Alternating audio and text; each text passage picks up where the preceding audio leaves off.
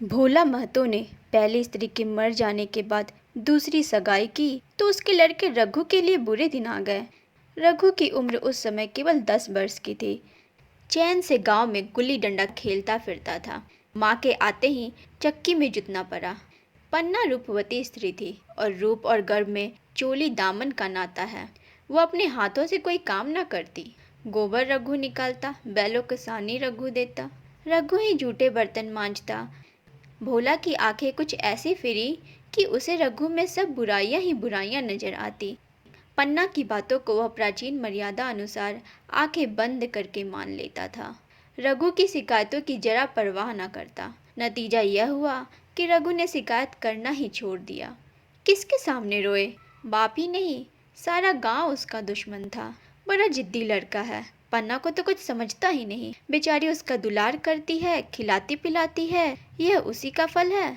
दूसरी औरत होती तो निवाह ना होता। वह तो कहा पन्ना इतनी सीधी सादी है कि निवाह हो जाता है। सबल की शिकायतें सब सुनते हैं, निर्बल की फरियाद भी कोई नहीं सुनता। रघु का हृदय माँ की ओर से दिन दिन फटता जाता था। यहाँ तक कि 8 साल गुजर गए और एक दिन भोला के नाम भी मृत्यु का संदेश आ पहुँचा। पन्ना के 4 बच्चे थे, 3 बेटे और 1 बेटी। इतना बड़ा खर्च और कमाने वाला कोई नहीं। रघु अब क्यों बात पूछने लगा? यह मानी हुई बात थी। अपनी स्त्री लाएगा और अलग रहेगा। स्त्री आकर और भी आग लगाएगी। पन्ना को चारों ओर अंधेरा ही दिखाई देता था। पर कुछ भी हो, वह रघु की आश्रय बनकर घर में रहेगी। जिस घर में उसने राज किया उसमें अब लौंडी ना बनेगी। जिस लौंडे को अपना गुलाम समझा उसका मुंह ना ताकेगी। वह सुंदर थी। अवस्था अभी कुछ ऐसी ज्यादा ना थी। जवानी अपनी पूरी बहार पर थी। क्या वह कोई दूसरा घर नहीं कर सकती? यही ना होगा कि लोग हंसेंगे बला से। उसकी बिरादरी में क्या ऐसा होता नहीं? ब्राह्मण ठाकुर थोड़ी ही थी कि नाक कट जाएगी। यह तो उन्हीं ऊंची जातों में होता है कि घर में चाहो जो करो, बाहर पर्दा ढका रहे।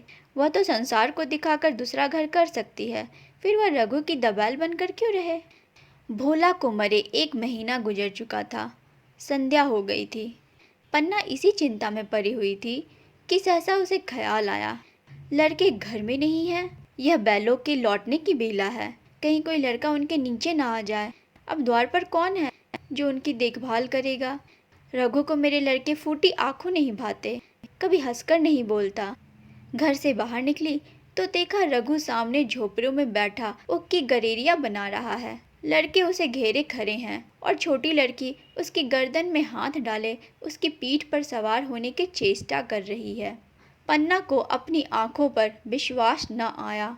आज तो यह नई बात है। शायद दुनिया को दिखाता है कि मैं अपने भाइयों को कितना चाहता हूँ और मन में छुरी रखी हुई है। घात मिले तो जान ही ले ले। काला सांप है काला सांप, कठोर स्वर में बोली। तुम सबके सब वहाँ क्या करते हो? घर में आओ, सांझ की बेला है, गुरु आते होंगे। रघु ने विनीत नेत्रों से देखकर कहा, मैं तो हूँ ही काकी, डर किस बात का है? बड़ा लड़का केदार बोला, काकी, रघु दादा ने हमारे लिए 2 गाड़ियाँ बना दी हैं।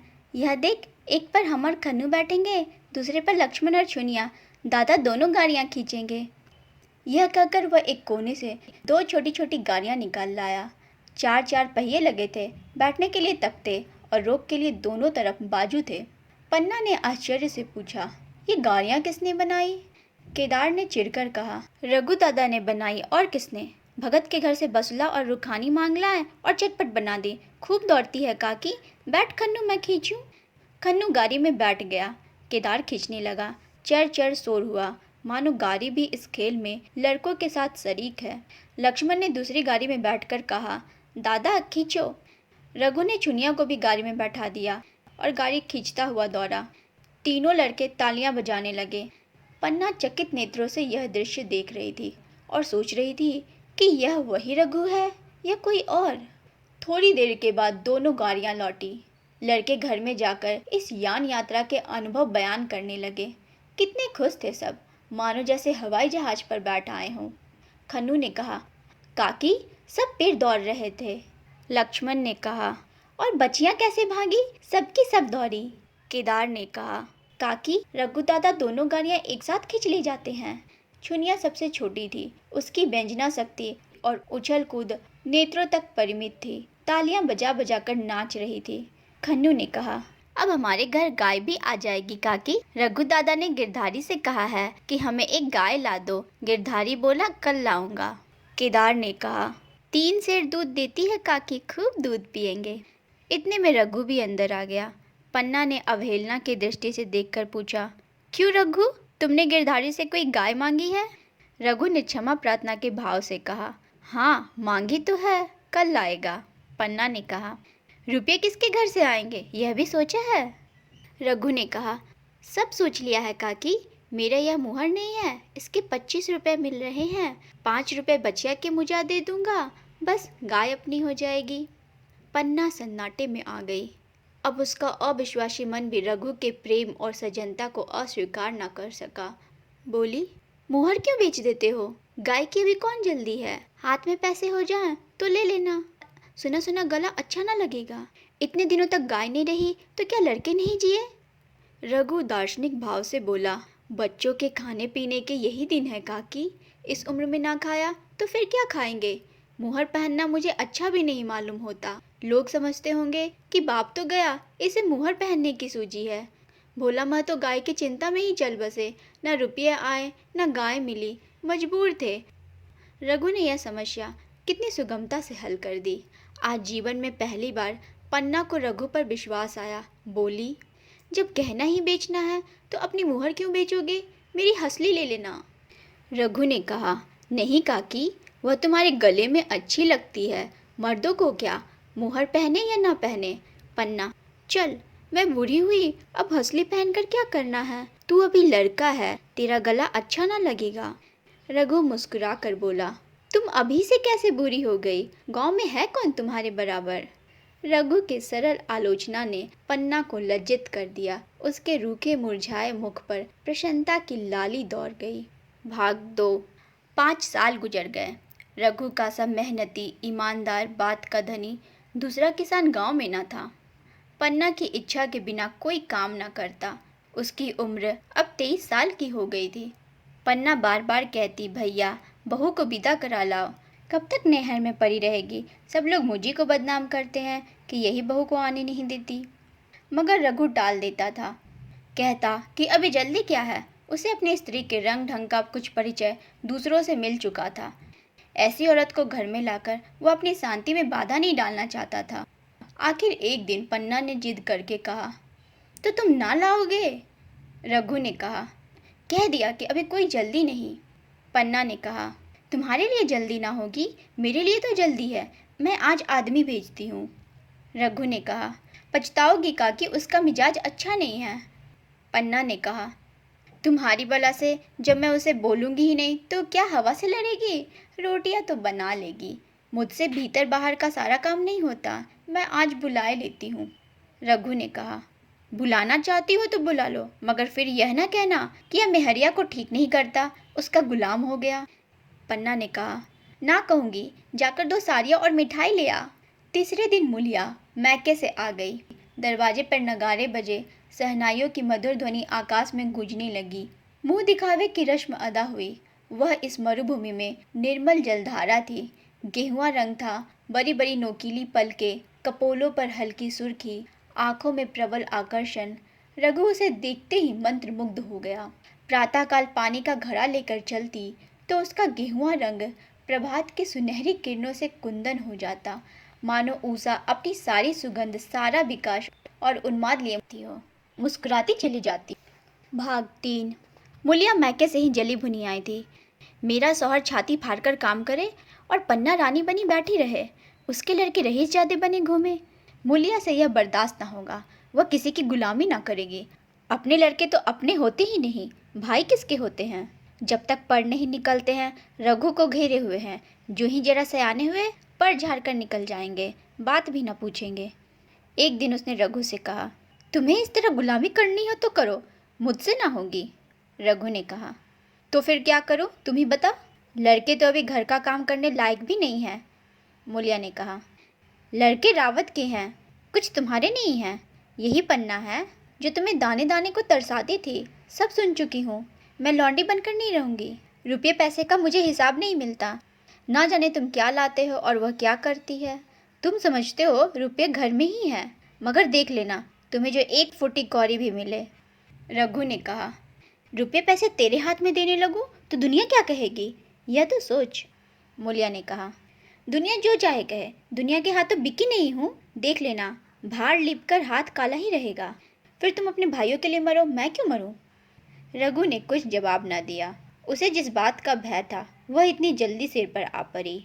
अब अगर उसने बहुत तथ्योथम्भो किया तो साल 6 महीने और काम चलेगा। बस आगे या डोंगा चलता नजर नहीं आता। बकरे की माँ आखिर कब तक खैर मनाएगी। एक दिन पन्ना ने महुए का सुखावन डाला। बरसात शुरू हो गई थी। बखार में अनाज गीला हो रहा था। मूलिया से बोली, बहू जरा देखती रहना, मैं तालाब से नहाऊं। मूलिया ने लापरवाही से कहा, मुझे नींद आ रही है, तुम बैठकर देखो, एक दिन ना नहाओगी तो क्या होगा।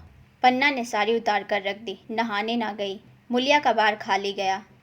कई दिन के बाद एक शाम को पन्ना धान रोप कर लौटी। अंधेरा हो गया था। दिन भर की भूखी थी। आशा थी बहू ने रोटी बना रखी होगी, मगर देखा तो यहाँ चूल्हा ठंडा पड़ा हुआ था और बच्चे मारे भूख की तड़प रहे थे। मूलिया से आहिस्ता से पूछा, आज अभी चूल्हा नहीं जला। केदार ने कहा, आज दोपहर को भी चूल्हा नहीं जला काकी, भाभी ने कुछ बनाया ही नहीं। पन्ना ने कहा, तो तुम लोगों ने खाया क्या। केदार ने कहा, कुछ नहीं, रात की रोटियां थी, खन्नू और लक्ष्मण ने खाई, मैंने सत्तू खा लिया।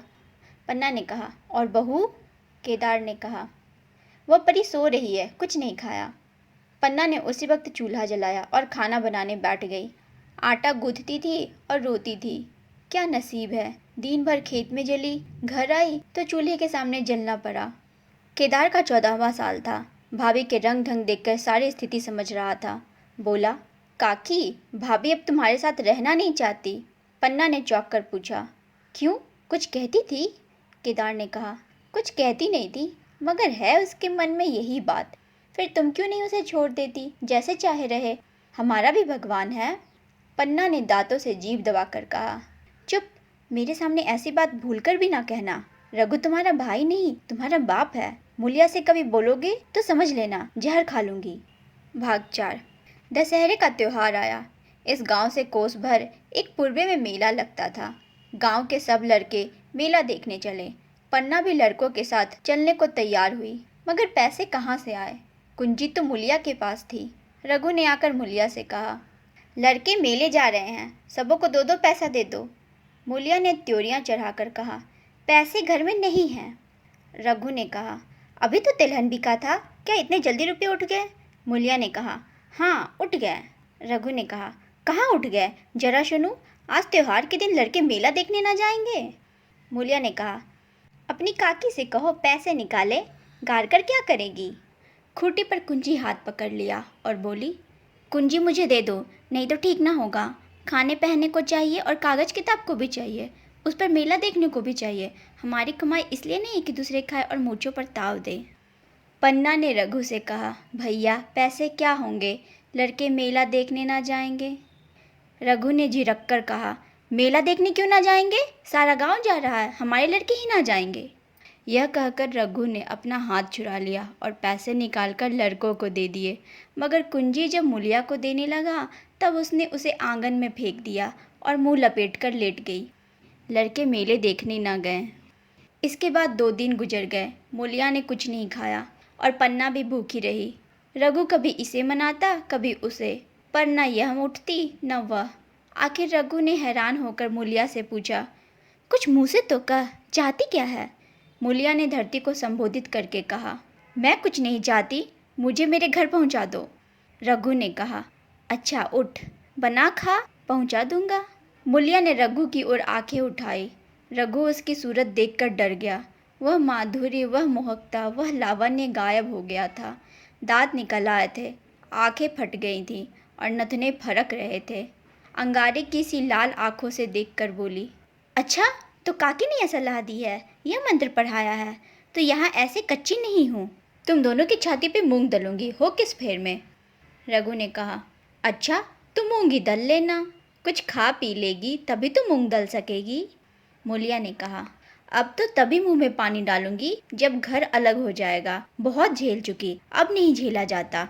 रघु सन्नाटे में आ गया। एक दिन तक उसके मुंह से आवाज ही ना निकली। अलग होने के उसने स्वप्न में भी कल्पना ना की थी। उसने गांव में 2-4 परिवार को अलग होते देखा था। वह खूब जानता था, रोटी के साथ लोगों के हृदय भी अलग हो जाते हैं, अपने हमेशा के लिए गैर हो जाते हैं। फिर उनमें वही नाता रह जाता है जो गांव के आदमियों में। रघु ने मन में ठान लिया था कि इस विपत्ति को घर में ना आने दूंगा, मगर होनहार के सामने उसकी एक ना चली। आह, मेरे मुंह में कालिख लगेगी। दुनिया यही कहेगी कि बाप के मर जाने पर 10 साल भी एक में निवाह ना हो सका। फिर किससे अलग हो जाऊं? जिनको गोद में खिलाया, जिनको बच्चों की तरह पाला, जिनके लिए तरह तरह के कष्ट झेले, उन्हीं से अलग हो जाऊं? अपने प्यारों को घर से निकाल बाहर करूं? उसका गला फंस गया।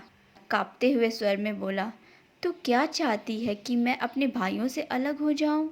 भला सोच तो, कहीं मुंह दिखाने लायक रहूंगा? मुलिया ने कहा, तो मेरा इन लोगों के साथ निवाह ना होगा। रघु ने कहा, तो तू अलग हो जा, मुझे अपने साथ क्यों घसीटती है? मुलिया ने कहा, तो मुझे क्या तुम्हारे घर में मिठाई मिलती है? मेरे लिए क्या संसार में जगह नहीं है?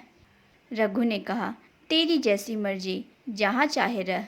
मैं अपने घर वालों से अलग नहीं हो सकता। जिस दिन इस घर में 2 चूल्हे जलेंगे, उस दिन मेरे कलेजे के 2 टुकड़े हो जाएंगे। मैं ये चोट नहीं सह सकता। तुझे जो तकलीफ़ हो वह मैं दूर कर सकता हूँ। माल असबाब की मालकिन तू ही है, अनाज पानी तेरे ही हाथ है। अब रह क्या गया है? अगर कुछ काम धंधा नहीं करना चाहती तो मत कर। भगवान ने मुझे समाई दी होती तो मैं तुझे तिनका तक उठाने ना देता। तेरे ये सुकुमार हाथ पांव मेहनत मजदूरी करने के लिए बनाए ही नहीं गए हैं, मगर क्या करूं, अपना कुछ बस ही नहीं है। फिर भी तेरा जी कोई काम करने को ना चाहे तो मत कर, मगर मुझसे अलग होने को ना कह। तेरे पैरों पड़ता हूँ। मुलिया ने सिर से आंचल खिसकाया और जरा समीप आकर बोली, मैं काम करने से नहीं डरती, न बैठे बैठे खाना चाहती हूँ, मगर मुझसे किसी की धौंस नहीं सही जाती। तुम्हारी काकी घर का कामकाज करती है तो अपने लिए करती है, अपने बाल बच्चों के लिए करती है, मुझ पर कुछ एहसान नहीं करती। फिर मुझ पर धौंस क्यों जमाती है? उन्हें अपने बच्चे प्यारे होंगे, मुझे तो तुम्हारा आसरा है। मैं अपनी आंखों से यह नहीं देख सकती कि सारा घर तो चैन करे, जरा जरा से बच्चे तो दूध पिए, और जिसके बलबूते पर गृहस्थी बनी हुई है वो मट्ठे को तरसे, कोई उसको पूछने वाला ना हो। जरा अपना मुंह तो देखो, कैसी सूरत निकल आई है। औरों के तो 4 बरस में अपने पट्टे तैयार हो जाएंगे, तुम तो 10 साल में खाट पर पड़ जाओगे। बैठ जाओ, खड़े क्यों हो? क्या मारकर भागोगे? मैं तुम्हें जबरदस्ती ना बांध लूंगी, या मालकिन का हुक्म नहीं है? सच कहूँ तुम बड़ी कट कलेजी हो। मैं जानती ऐसे निर्मोही से पाला पड़ेगा तो इस घर में भूल से ना आती, आती भी तो मन ना लगाती, मगर अब तो मन तुमसे लग गया है। घर भी जाऊँ तो मन यहाँ ही रहेगा, और तुम जो हो मेरी बात ही नहीं पूछते। मुलिया की ये रसीली बातें रघु पर कोई असर न डाल सकी। वह उसी रुखाई से बोला, मुलिया, मुझसे यह ना होगा। अलग होने का ध्यान करते ही मेरा मन न जाने कैसा हो जाता है। यह चोट मुझसे नहीं सही जाएगी। मुलिया ने परिहास करके कहा, तो चूड़ियाँ पहनकर अंदर बैठो ना। लाओ, मैं मूछें लगा लूँ। मैं तो समझती थी कि तुम में भी कुछ कलबल है, अब देखती हूँ तो नीरे मिट्टी की लौंदे हो। पन्ना दलान में दोनों की बातचीत सुन रही थी। अब उससे ना रहा गया। सामने आकर रघु से बोली, जब वह अलग होने पर तुली हुई है, फिर तुम क्यों उसे जबरदस्ती मिलाए रखना चाहते हो? हमारे भगवान ने निवाह दिया तो अब क्या डर? अब तो भगवान की दया से तीनों लड़के सयाने हो गए हैं, अब कोई चिंता नहीं। रघु ने आंसू भरी आंखों से पन्ना को देखकर कहा, काकी, तू भी पागल हो गई है क्या? जानती नहीं, 2 रोटियां होते ही 2 मन हो जाते हैं। पन्ना ने कहा, जब वो मानती ही नहीं तब तुम क्या करोगे? भगवान की मर्जी होगी तो कोई क्या करेगा? प्रारब्ध में जितने दिन एक साथ रहना लिखा था उतने दिन रहे, अब उसकी यही मर्जी तो यही सही। तुमने मेरे बाल बच्चों के लिए जो कुछ किया वो भूल नहीं सकती। तुमने इनके सिर पर हाथ ना रखा होता तो आज इनकी ना जाने क्या गति होती, ना जाने किसके द्वार पर ठोकरें खाते होते, ना जाने कहाँ कहाँ भीख मांगते फिरते। तुम्हारा जस मरते दम तक गाऊंगी। अगर मेरी खाल तुम्हारे जूते बनाने के काम आते तो खुशी से दे दूं, चाहे तुमसे अलग हो जाऊं, पर जिस घड़ी पुकारोगे कुत्ते की तरह दौड़ी आऊंगी। यह भूलकर भी ना सोचना कि तुमसे अलग होकर मैं तुम्हारा बुरा सोचूंगी। जिस दिन तुम्हारी बुराई मेरे मन में आएगा उस दिन विष खाकर मर जाऊंगी। भगवान करे तुम दूधो नहाओ पूतो फलो, मरते दम तक यही आशीष मेरे रोए रोए से निकलती रहेगी। और अगर लड़के भी अपने बाप के हैं तो मरते दम तक तुम्हारा पोस मानेंगे। यह कहकर पन्ना रोती हुई वहां से चली गई। रघु वहीं मूर्ति की तरह बैठा रहा। आसमान की ओर टकटकी लगी थी और आंखों से आंसू बह रहे थे। भाग 5। पन्ना की बातें सुनकर मूलिया समझ गई कि अपने पौ बाहर हैं। चटपट उठी, घर में झाड़ू लगाई, चूल्हा जलाया और कुएं से पानी लाने चली। उसकी टेक पूरी हो गई थी। गांव में स्त्रियों के 2 दल होते हैं, एक बहुओं का, दूसरा सासों का। बहुएं सलाह और सहानुभूति के लिए अपने दल में जाती हैं, सासें अपनों में। दोनों की पंचायतें अलग होती हैं। मूलिया को कुएं पर 2-3 बहुएं मिल गई। एक से पूछा, आज तो तुम्हारी बुढ़िया बहुत रोद हो रही थी। मूलिया ने विजय के गर्व से कहा, इतने दिनों से घर की मालकिन बनी हुई है, राजपाट छोड़ते किसे अच्छा लगता है। बहन, मैं उनका बुरा नहीं चाहती, लेकिन एक आदमी की कमाई में कहाँ तक बरकत होगी। मेरे भी तो यही खाने पीने पहनने ओढ़ने के दिन हैं। अभी उनके पीछे मरो, फिर बाल बच्चे हो जाएं, उनके पीछे मरो, सारी जिंदगी रोते ही कट जाएगी। एक बहू बुढ़िया यही चाहती है कि यह सब जन्म भर लौंडी बनी रहे, मोटा झोटा खाए और परी रहे। दूसरी बहू ने कहा, किस भरोसे पर कोई मरे। अपने लड़के तो बात नहीं पूछे, पराए लड़कों का क्या भरोसा। कल इनके हाथ पर हो जाएंगे, फिर कौन पूछता है। अपनी अपनी मेहरियों के मुंह देखेंगे। पहले से ही फटकार देना अच्छा है, फिर तो कोई कलह ना होगा। मूलिया पानी लेकर गई, खाना बनाया और रघु से बोली, जाओ नहाओ, रोटी तैयार है। रघु ने मानो सुना ही नहीं, सिर पर हाथ रखकर द्वार की तरफ ताकता रहा। मूलिया ने कहा, क्या कहती हो, कुछ सुनाई देता है। रोटी तैयार है, जाओ नहाओ। रघु ने कहा, सुन तो रहा हूँ, क्या बहरा हूँ। रोटी तैयार है तो जाके खा ले। मूलिया ने फिर नहीं कहा, जाकर चूल्हा बुझा दिया, रोटियां उठाकर छीके पर रख दी और मुंह ढककर लेट गई।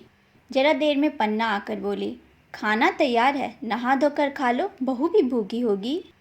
रघु ने झुंझलाकर कहा, काकी तू घर में रहने देगी कि मुंह में कालिख लगाकर कहीं निकल जाऊं। खाना तो खाना ही है, आज ना खाऊंगा कल खाऊंगा, लेकिन अभी मुझसे ना खाया जाएगा। केदार क्या अभी मदरसे से नहीं आया। पन्ना ने कहा, अभी तो नहीं आया, आता ही होगा। पन्ना समझ गई कि जब तक वह खाना बनाकर लड़कों को ना खिलाएगी और खुद ना खाएगी, रघु ना खाएगा। इतना ही नहीं, उसे रघु से लड़ाई करनी पड़ेगी, उसे जली कटी सुनानी पड़ेगी। उसे यह दिखाना पड़ेगा कि मैं ही उससे अलग होना चाहती हूँ, नहीं तो वह इसी चिंता में घुल घुल कर प्राण दे देगा।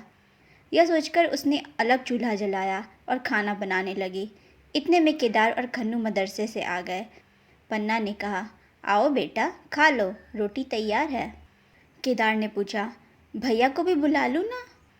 पन्ना ने कहा, तुम आकर खा लो, उसकी रोटी बहू ने अलग बनाई है।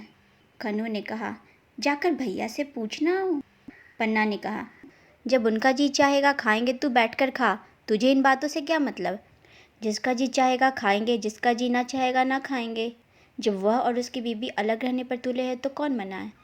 केदार ने कहा, तो क्यों अम्मा जी, क्या हम अलग घर में रहेंगे। पन्ना ने कहा, उनका जी चाहे एक घर में रहे, जी चाहे आंगन में दीवार डाल दे। खन्नू ने दरवाजे पर आकर झाँका। सामने फूस की झोपड़ी थी, वहीं खाट पर पड़ा रघु नारियल पी रहा था। खन्नू ने कहा, भैया तो अभी नारियल लिए बैठे हैं। पन्ना ने कहा, जब जी चाहेगा खाएंगे। केदार ने कहा, भैया ने भाभी को डांटा नहीं। मूलिया अपनी कोठरी में पड़ी सुन रही थी, बाहर आकर बोली, भैया ने तो नहीं डांटा, अब तुम आकर डांटो। केदार के चेहरे पर रंग उड़ गया, फिर जबान ना खोली। तीनों लड़कों ने खाना खाया और बाहर निकले। लू चलने लगी थी। आम के बाग में गांव के लड़के लड़कियां हवा से गिरे हुए आम चुन रहे थे। केदार ने कहा, आज हम भी आम चुनने चले, खूब आम गिर रहे हैं। खन्नू ने कहा, दादाजी बैठे हैं।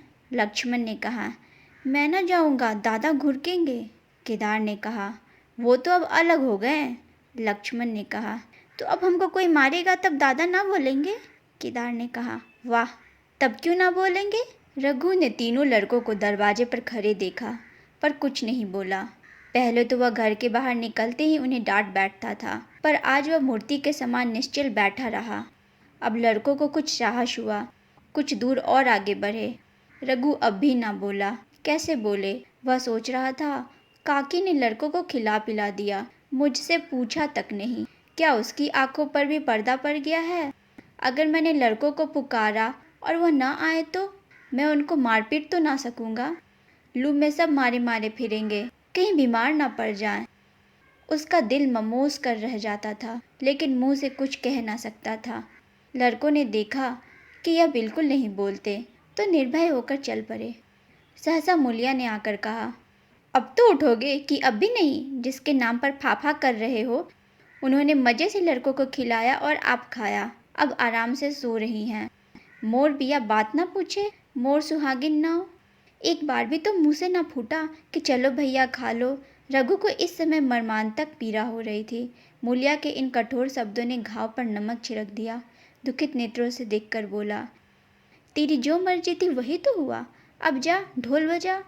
मूलिया ने कहा, नहीं, तुम्हारे लिए थाली परोसे बैठी है।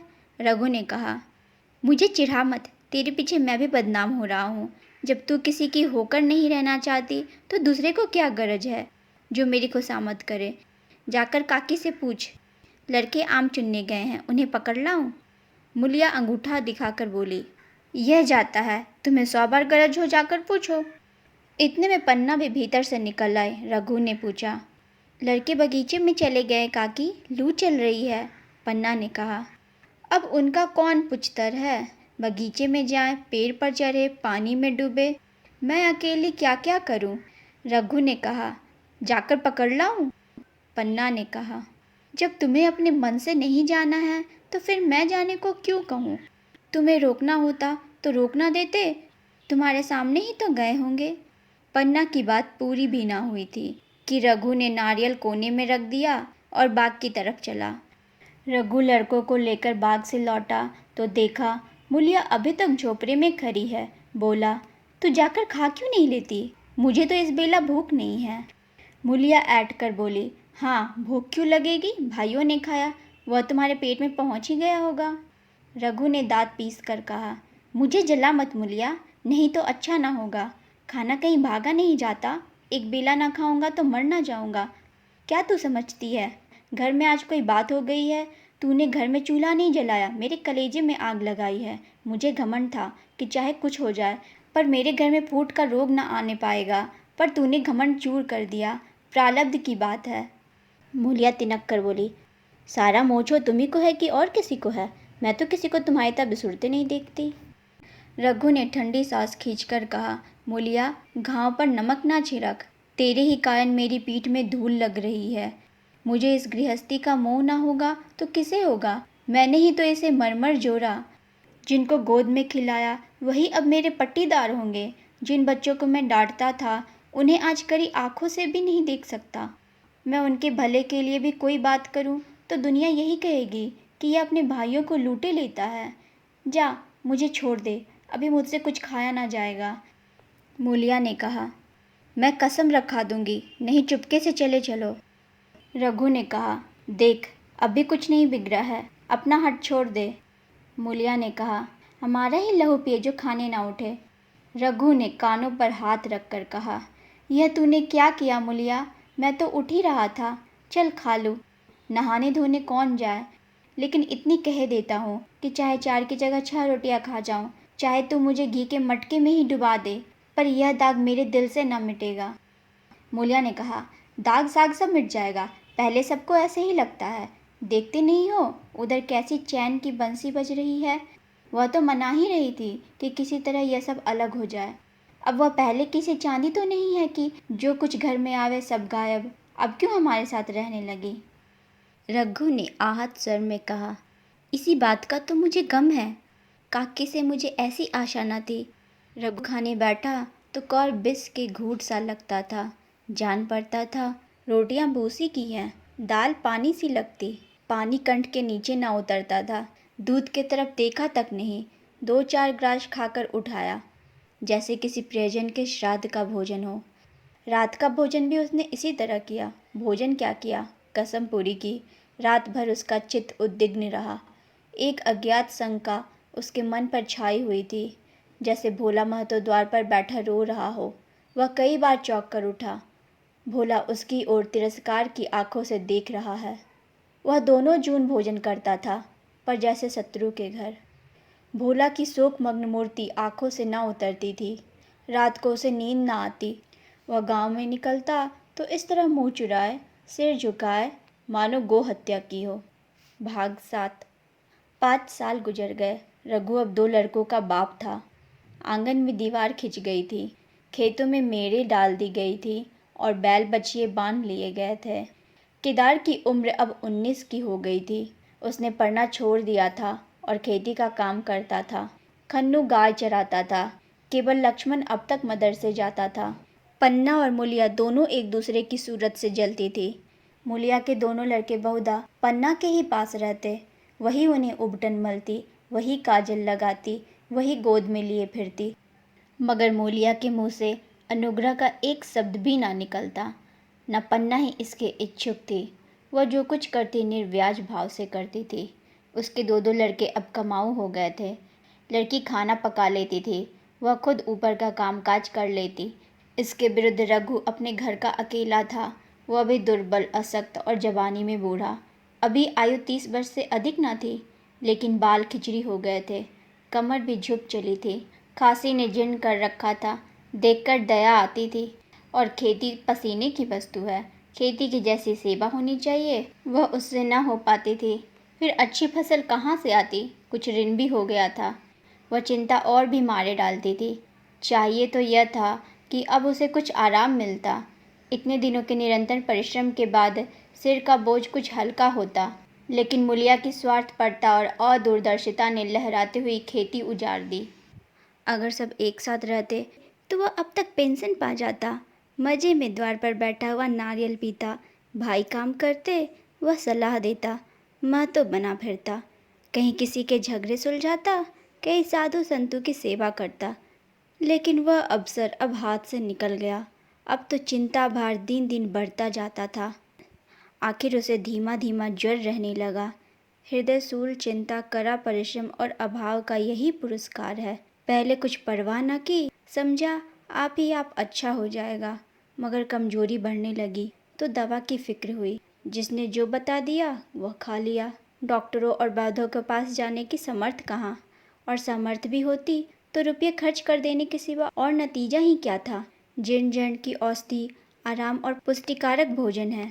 न वह बसंत मालती का सेवन कर सकता था और न आराम से बैठकर बलवर्धक भोजन कर सकता था। कमजोरी बढ़ती ही गई।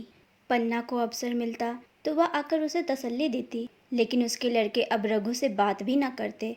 दवा दारू क्या देते, उसका मजाक उड़ाते। समझते थे कि हम लोगों से अलग होकर सोने और ईंट रख लेंगे। भाभी भी समझते थे कि सोने से लद जाऊंगी। अब देखे कौन पूछता है। सिसक सिसक कर ना मरे तो कह देना। बहुत हाय हाय भी अच्छी नहीं होती। आदमी उतना काम करे जितना हो सके, यह नहीं कि रुपये के लिए जान दे दे। पन्ना कहती, रघु बेचारे का कौन दोष है। केदार कहता, चल मैं खूब समझता हूँ। भैया की जगह मैं होता तो डंडे से बात करता। मजाक थी कि औरत यूं जिद करती। यह सब भैया की चाल थी, सब सदी बदी बात थी। आखिर एक दिन रघु का टिमटिमाता हुआ जीवन दीपक बुझ गया। मौत ने सारी चिंताओं का अंत कर दिया। अंत समय उसने केदार को बुलाया था, पर केदार को उख में पानी देना था। डरा कहीं दवा के लिए ना भेज दे, बहाना बना दिया। भाग 8। मूलिया का जीवन अंधकारमय हो गया। जिस भूमि पर उसने मंसूबों की दीवार खड़ी की थी, वह नीचे से खिसक गई थी। जिस खूंटे के बल पर वह उछल रही थी, वह उखड़ गया था। गांव वालों ने कहना शुरू किया, ईश्वर ने कैसा तत्काल दंड दिया। बेचारी मारे लाज के अपने दोनों बच्चों को लिए रोया करती। गांव में किसी को मुंह दिखाने का साहस न होता। प्रत्येक प्राणी उससे यह कहता हुआ मालूम होता था, मारे घमंड के धरती पर पाँव न रखती थी। आखिर सजा मिल ही गई कि नहीं। अब इस घर में कैसे निर्वाह होगा। वह किसके सहारे रहेगी, किसके बल पर खेती होगा। बेचारा रघु बीमार था, दुर्बल था, पर जब तक जीता रहा अपना काम करता रहा। मारे कमजोरी के कभी कभी सिर पकड़कर बैठ जाता और जरा दम लेकर फिर हाथ चलाने लगता। सारी खेती तहस नहस हो रही थी। अनाज की डांटें खलिहान में पड़ी थी, उख अलग सूख रही थी। वह अकेली क्या क्या करेगी? फिर सिंचाई अकेले आदमी का काम तो नहीं। 3-3 मजदूरों को कहाँ से लाए? गांव में मजदूर थे ही कितने? आदमियों के लिए खींचातानी हो रही थी। क्या करे क्या ना करे। इस तरह 13 दिन बीत गए। क्रियाक्रम से छुट्टी मिले। दूसरे ही दिन सवेरे मूलिया ने दोनों बालकों को गोद में उठाया और अनाज मारने चली। खलिहान में पहुंचकर उसने एक को तो पेड़ के नीचे घास के नर्म बिस्तर पर सुला दिया और दूसरे को वहीं बैठाकर अनाज मारने लगी। बैलों को हाँकती थी और रोती थी। क्या इसलिए भगवान ने उसको जन्म दिया था? देखते देखते क्या हो गया। इन्हीं दिनों पिछले साल भी अनाज मारा गया था। वो रघु के लिए लोटे में शरबत और मटर की घूंगी लेकर आई थी। आज कोई उसके आगे है न पीछे, लेकिन किसी की लौंडी तो नहीं हूँ। उसे अलग होने का अब भी पछतावा न था। एकाएक छोटे बच्चे का रोना सुनकर उसने उधर ताका तो बड़ा लड़का उसे चुमकार कर कह रहा था, भैया चुप रहो चुप रहो। धीरे धीरे उसके मुंह पर हाथ फेरता था और चुप कराने के लिए बिकल था। जब बच्चा किसी तरह ना चुप हुआ तो वह खुद उसके पास लेट गया और उसे छाती से लगाकर प्यार करने लगा। मगर जब यह प्रयत्न भी सफल न हुआ तो वह रोने लगा। उसी समय पन्ना दौड़ी आई और छोटे बालक को गोद में उठाकर प्यार करती हुई बोली, लड़कों को मुझे क्यों न दे आई बहू? हाय हाय, बेचारा धरती पर पड़ा लौट रहा है। जब मैं मर जाऊं तो चाहे जो करना, अभी तो जीती हूँ। अलग हो जाने से बच्चे तो अलग नहीं हो गए। मूलिया ने कहा, तुम्हें भी तो छुट्टी नहीं थी अम्मा, क्या करती? पन्ना ने कहा, तो तुझे यहाँ आने की ऐसी क्या जल्दी थी? डांट मारना जाती। 3-3 लड़के तो हैं और किस दिन काम आएंगे? केदार तो कल ही मारने को कह रहा था, पर मैंने कहा पहले उख में पानी दे लो, फिर आज मारना। मराई तो 10 दिन बाद भी हो सकती है। उख की सिंचाई ना हुई तो सूख जाएगी। कल से पानी चढ़ा हुआ है, परसों तक खेत पुर जाएगा, तब मराई हो जाएगी। तुझे विश्वास ना आएगा, जब से भैया मरे हैं केदार को बड़ी चिंता हो गई है। दिन में 100-100 बार पूछता है, भाभी बहुत रोती तो नहीं है? देख, लड़के भूखे तो नहीं है? कोई लड़का रोता है तो दौड़ा आता है, देख अम्मा क्या हुआ, बच्चा क्यों रोता है? कल रोकर बोला, अम्मा मैं जानता कि भैया इतनी जल्दी चले जाएंगे तो उनकी कुछ सेवा कर लेता। कहाँ जगाए जगाए उठता था, अब देखती हो भर रात से उठकर काम में लग जाता है। खन्नू कल जरा सा बोला, पहले हम अपनी उख में पानी दे लेंगे तब भैया के उख में देंगे। इस पर केदार ने ऐसा डांटा कि खन्नू के मुंह से फिर बात ना निकली। बोला, कैसी तुम्हारी और कैसी हमारी उख? भैया ने जिला ना दिया होता तो आज या तो मर गए होते या कहीं भीख मांगते होते। आज तुम बड़े उख वाले बने हो। यह उन्हीं का तो पुण्य प्रताप है कि आज भले आदमी बने बैठे हो। परसों रोटी खाने को बुलाने गई तो मरैया में बैठा रो रहा था। पूछा, क्यों रोता है? तो बोला, अम्मा भैया इसी अलगोज के दुख से मर गए। नहीं, अभी उनकी उम्र ही क्या थी, यह उस वक्त न सूझा, नहीं तो उनसे क्यों बिगाड़ करते। यह कहकर पन्ना ने मूलिया की ओर संकेत पूर्ण दृष्टि से देखकर कहा, तुम्हें वह अलग ना रहने देगा बहू। कहता है भैया हमारे लिए मर गए तो हम भी उनके बाल बच्चों के लिए मर जाएंगे। मूलिया की आंखों से आंसू जारी थे।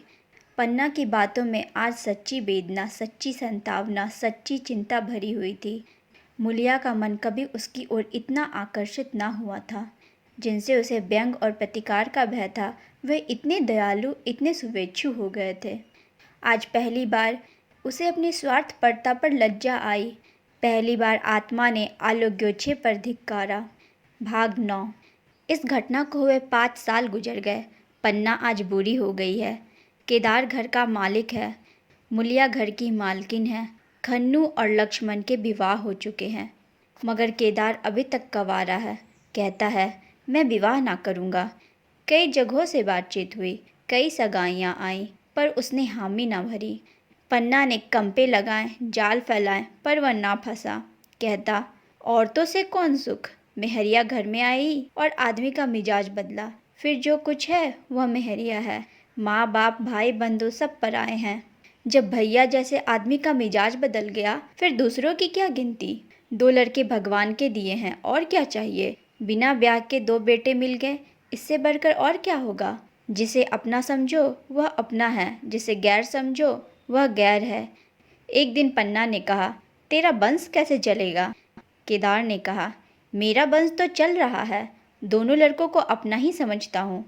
पन्ना ने कहा, समझने ही पर है तो तू मूलिया को अपनी मेहरिया समझता होगा। केदार ने झेपते हुए कहा, तुम तो गाली देती हो अम्मा। पन्ना ने कहा, गाली कैसी, तेरी भाभी ही तो है। केदार ने कहा, मेरे जैसे लठ गवार को क्यों पूछने लगी? पन्ना ने कहा, तू करने को कह, मैं उसे पूछूं। केदार ने कहा, नहीं मेरी अम्मा, कहीं रोने गाने ना लगे। पन्ना ने कहा, तेरा मन हो तो मैं बातों बातों में उसके मन की था लूँ। केदार ने कहा, मैं नहीं जानता, जो चाहे कर। पन्ना केदार के मन की बात समझ गई। लड़के का दिल मूलिया पर आया हुआ है, पर संकोच और भय के मारे कुछ नहीं कहता। उसी दिन उसने मूलिया से कहा, क्या करूं बहू, मन की लालसा मन में ही रह जाती है। केदार का घर भी बस जाता तो मैं निश्चिंत हो जाती। मूलिया ने कहा, वह तो करने को ही नहीं कहते। पन्ना ने कहा, कहता है ऐसी औरत मिले जो घर में मेल से रहे तो कर लूँ। मूलिया ने कहा, ऐसी औरत कहाँ मिलेगी, कहीं ढूंढो। पन्ना ने कहा, मैंने तो ढूंढ लिया है। मूलिया ने कहा, सच, किस गांव की है? पन्ना ने कहा, अभी ना बताऊंगी। मैं यह जानती हूँ कि उससे केदार की सगाई हो जाए तो घर बन जाए और केदार की ज़िंदगी भी सफल हो जाए, पर ना जाने लड़की मानेगी कि नहीं। मूलिया ने कहा, मानेगी क्यों नहीं अम्मा, ऐसा सुंदर कमाऊ सुशील बर और कहाँ मिल जाता है। उस जन्म का कोई साधु महात्मा है, नहीं तो लड़ाई झगड़े के डर से कौन बिन ब्याहे रहता है। कहाँ रहती है, मैं जाकर उसे मना लूँगी। पन्ना ने कहा, तू चाहे तो उसे मना ले, तेरे ही ऊपर है। मूलिया ने कहा, मैं आज ही चली जाऊँगी अम्मा, उसके पैरों पड़कर मना लूँगी। पन्ना ने कहा, बता दूँ, वह तू ही है। मूलिया लजाकर बोली, तुम तो अम्मा जी गाली देती हो। पन्ना ने कहा, गाली कैसी, देवर ही तो है। मूलिया ने कहा, मुझ जैसी बुढ़िया को वह क्यों पूछेंगे? पन्ना ने कहा, वह तुझी पर दांत लगाए बैठा है, तेरे सिवा कोई और उसे भाती ही नहीं। डर के मारे कहता नहीं, पर उसके मन की बात मैं जानती हूँ। वैधव्य के शोक से मुरझाया हुआ मूलिया का पीत बदन कमल की भांति अरुण हो उठा। 10 वर्षों में जो कुछ खोया था वह इसी एक क्षण में मानो ब्याज के साथ मिल गया। वही लावण्य, वही विकास, वही आकर्षण, वही लोज। यदि आप ऐसे ही रोचक कहानियाँ सुनना चाहते हैं तो हमारा चैनल ऑडियो बुक टेल ज़रूर सब्सक्राइब करें।